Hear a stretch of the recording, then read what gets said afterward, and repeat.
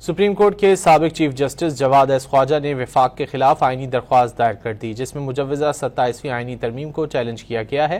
درخواست آرٹیکل 184 کی شق 3 کے تحت دائر کی گئی، جس میں موقف اختیار کیا گیا کہ پارلیمنٹ سپریم کورٹ کے آئینی دائرہ اختیار کو ختم یا محدود نہیں کر سکتی۔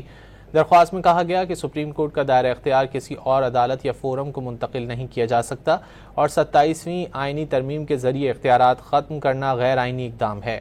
درخواست گزار نے استدعا کی کہ ایسی کسی بھی آئینی ترمیم کو کالعدم قرار دیا جائے جو سپریم کورٹ کے دائرہ اختیار کو کم کرے۔ عدالت یہ بھی واضح کرے کہ وہ خود آئینی ترامیم کی آئینی حیثیت کا فیصلہ کرنے کی مجاز ہے۔ درخواست میں کہا گیا کہ سپریم کورٹ کا دائرہ اختیار کسی اور عدالت یا فورم کو منتقل نہیں کیا جا سکتا اور 27ویں آئینی ترمیم کے ذریعے اختیارات ختم کرنا غیر آئینی اقدام ہے۔ درخواست گزار نے استدعا کی کہ ایسی کسی بھی آئینی ترمیم کو کالعدم قرار دیا جائے جو سپریم کورٹ کے دائرہ اختیار کو کم کرے۔ عدالت یہ بھی واضح کرے کہ وہ خود آئینی ترامیم کی آئینی حیثیت کا فیصلہ کرنے کی مجاز ہے۔